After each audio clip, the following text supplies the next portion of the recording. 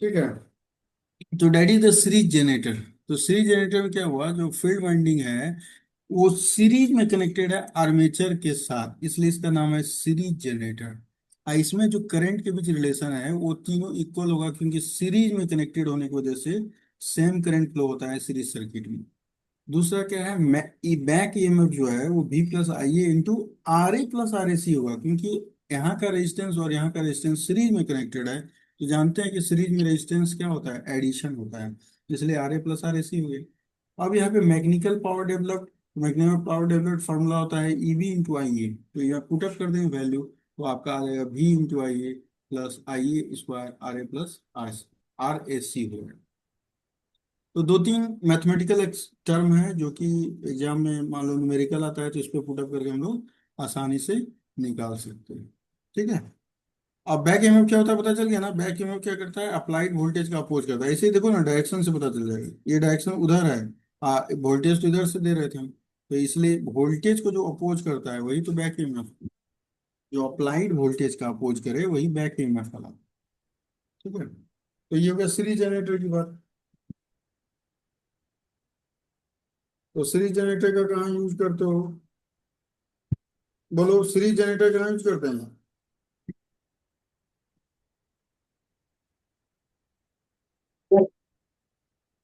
बोलो। ट्रॉली में यूज करते हैं, कहाँ यूज करते हैं, ट्रॉली, ट्राम। ट्राम होता है ना, ट्राम देखे हो ना, tram, trolley, tram. Nice. Tram नहीं देखे हो। अरे हावड़ा उड़ा गए हो, कोलकाता साइड में जाओगे तो वहां पे ट्राम चलती है। तो ट्रॉली, ट्राम, फिर आपका मोटर को स्टार्ट करने के लिए भी यूज करते हैं हम लोग। ठीक है। सीरीज जनरेटर को अलग से मतलब स्टार्ट प्रोवाइड करने के लिए हम लोग क्या करते हैं, सीरीज जनरेटर को यूटिलाइज कर लेते हैं, ट्रॉली में यूज करते हैं, ट्राम में यूज करते हैं। ठीक है। तो दे डिफरेंट एप्लीकेशंस, इसको हम लोग यहाँ पे सीरीज जनरेटर को पिंड करते हैं।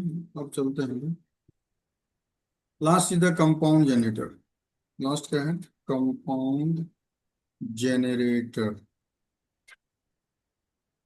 तो कंपाउंड मतलब क्या होता है बोलो, यहीं से क्लियर होगा डायग्राम से। कंपाउंड मतलब होता है दोनों, आर्मेचर को ऐसे रख दो, और इसका जो फील्ड वाइंडिंग कनेक्शन है पैरेलल में भी होगा और सीरीज में भी होगा, इसलिए इसका नाम है कंपाउंड। मतलब मिक्सअप प्लस माइनस दोनों होना चाहिए।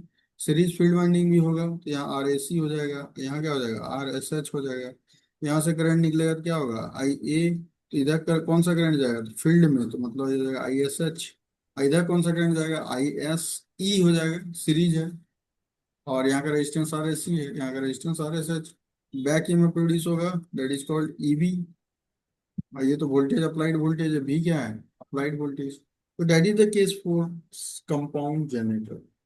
ऐसा नहीं है, कोई रिलेशन नहीं बनेगा, रिलेशन बना सकते हो आर्मेचर करंट के बीच। ठीक है। लेकिन compound generator when armature is connected in both series and parallel, that is called compound generator. ठीक है।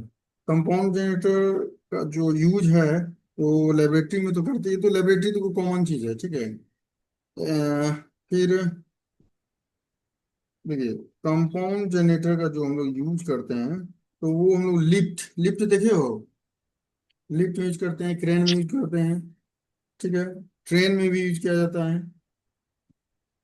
तो वेल्डिंग जनरेटर देखे हो, वहां पे भी इसको यूटिलाइज किया जाता है, वेल्डिंग जनरेटर में, वेल्डिंग जनरेटर।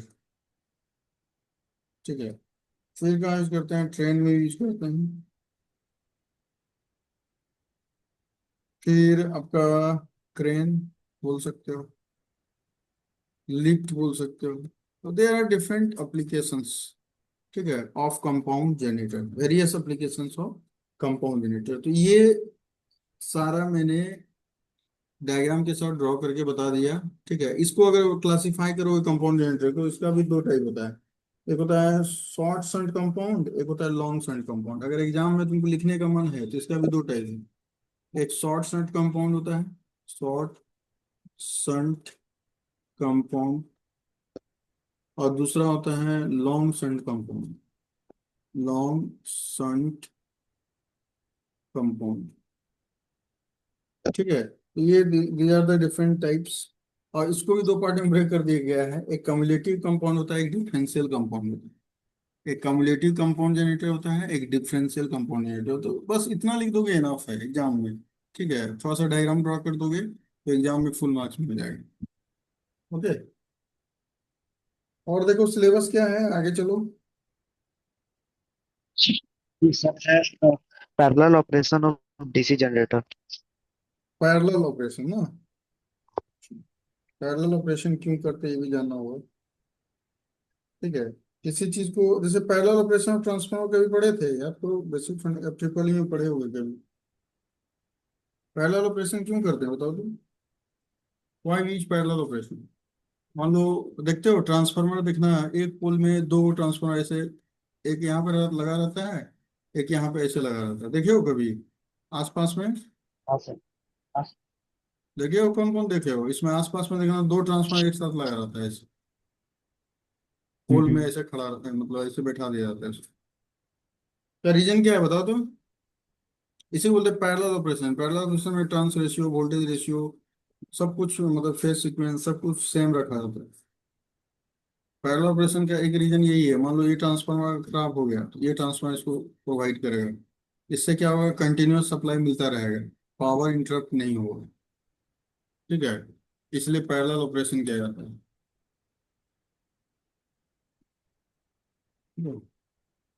अब यहाँ तो बात हो रही है parallel operation of DC generator की। क्या हो रहा है, parallel, parallel operation, operation of DC generator.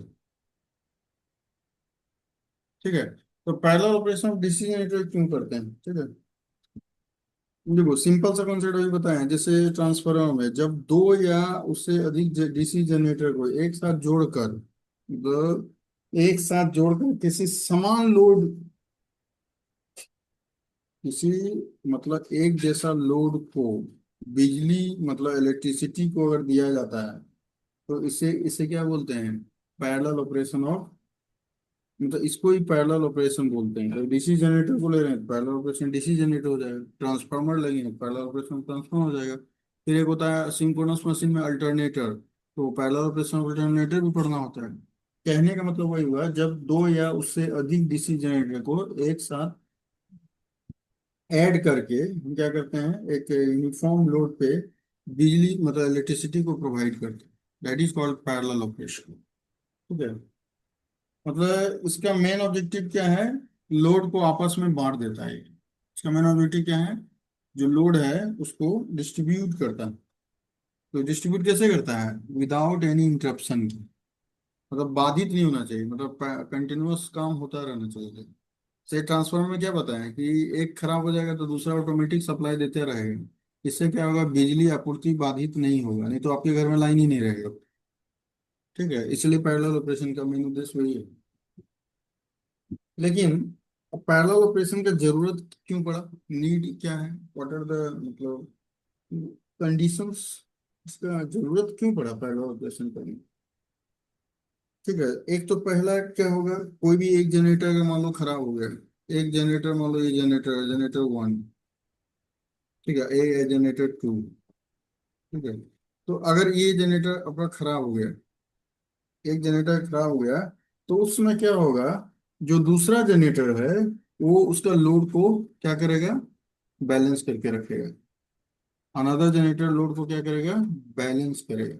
Load को जो भी लोड आएगा उसको बैलेंस करने का मतलब, वही हुआ कि एक ट्रांसफार्मर खराब हो जाएगा तो दूसरा ट्रांसफार्मर सप्लाई को आपूर्ति करेगा। ठीक है, तो उसी तरह एक जब जनरेटर खराब हो जाएगा तो दूसरा जनरेटर लोड को बैलेंस करेगा। दूसरा क्या है, मतलब इसका जो इफिशियंसी है, इफिशियंसी और पावर कंजम्पशन के लिए, इसके लिए यूज करते हैं पैरेलल ऑपरेशन में। क्या देखते हैं, एक तो इफिशियंसी मतलब इसका कार्य क्षमता, ठीक है, और इसका क्या बोल सकते हैं, मतलब सेविंग ऑफ करंट या इलेक्ट्रिसिटी बोल सकते हैं, सेविंग ऑफ इलेक्ट्रिसिटी। इफिशियंसी तो होगा ही और सेविंग ऑफ इलेक्ट्रिसिटी भी होगा।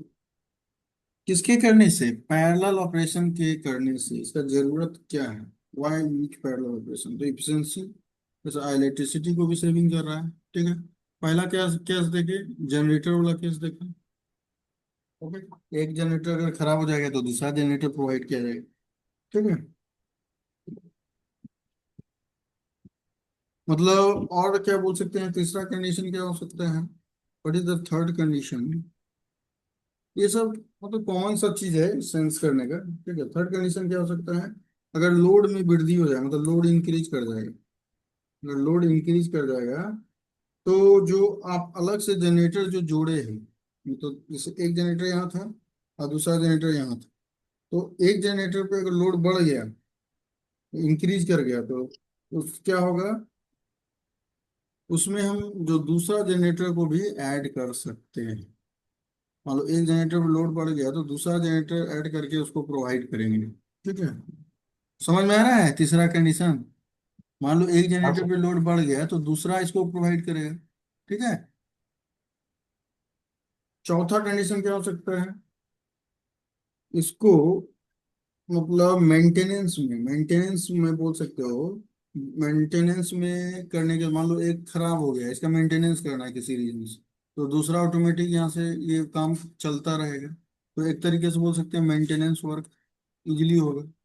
मतलब आपका काम बंद नहीं हुआ, मेनली ये हुआ कि वर्क आपका मतलब हर हमेशा चलता रहेगा जनरेटर। कहने का मतलब है that is the parallel operation. ये नीड था, जरूरत था पैरेलल ऑपरेशन। लेकिन पैरेलल ऑपरेशन के लिए कंडीशन क्या है, मेन जो क्वेश्चन पूछा जाता है, what are the essential condition for parallel operation of DC generator? तो मेन जो आ गया अब उस पर आते हैं। मतलब conditions, parallel operation conditions, parallel operation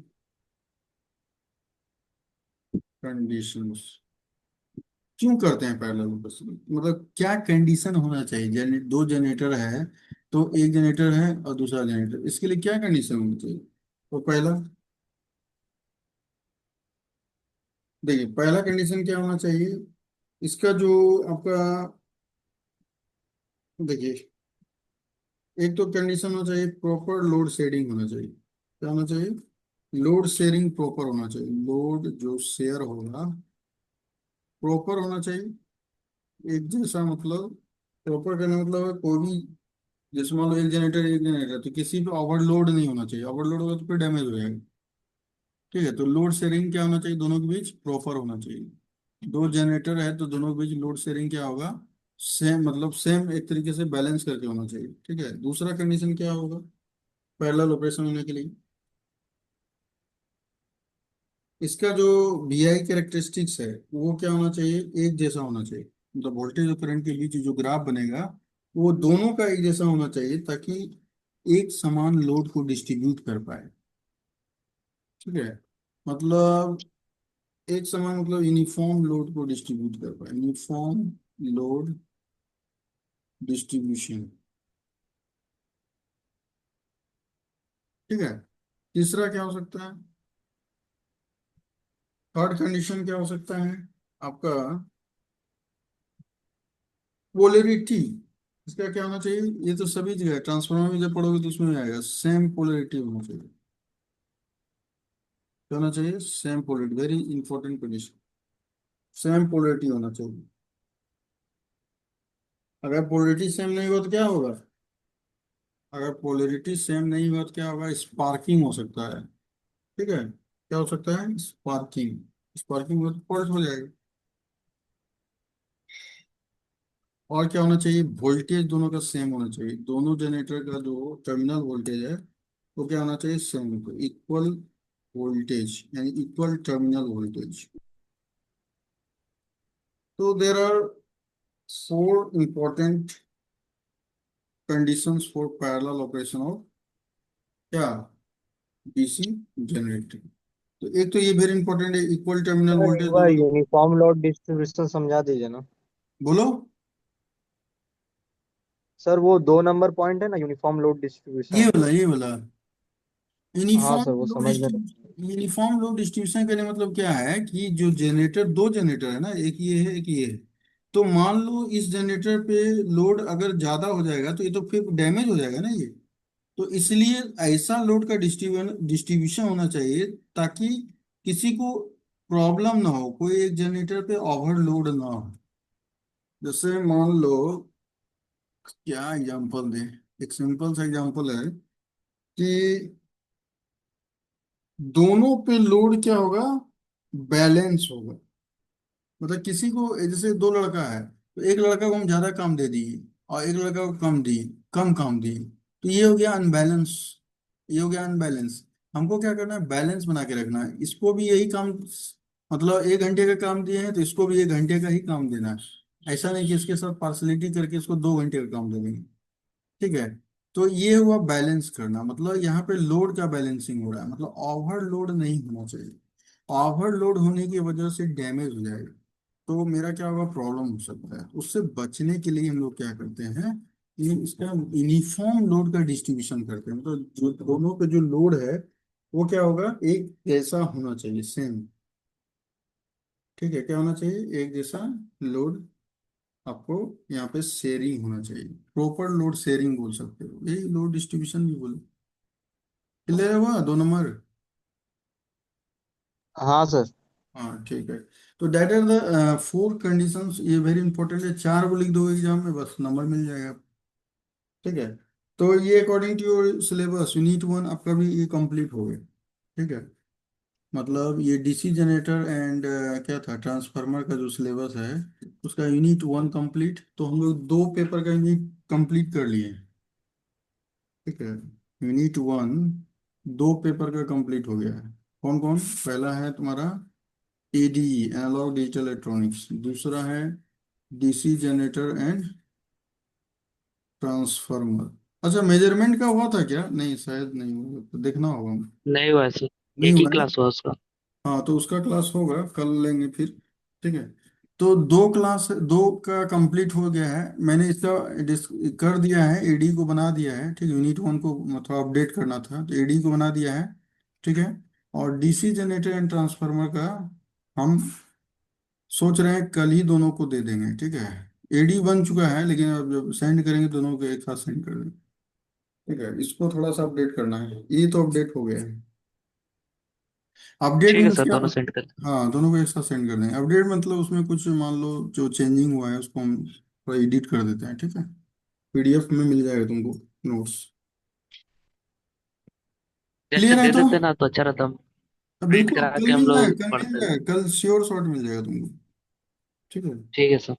तो यूनिट 1 का दोनों का हम कल प्रोवाइड कर देंगे।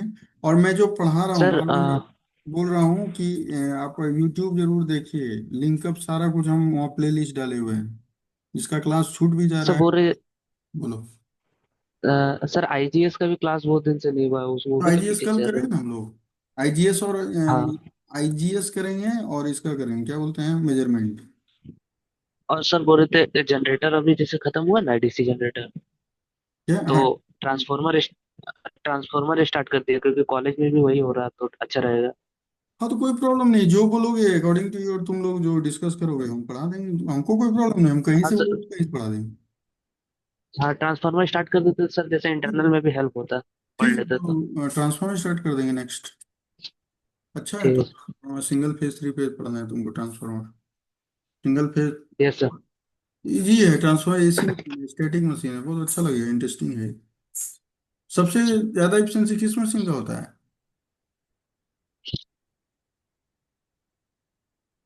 बहुत बार बताएं, बताओ। कौन सा मशीन का एफिशिएंसी सबसे ज्यादा था, ये याद हो जाना चाहिए अभी तक में। 4 बार बता दिए लग रहा है।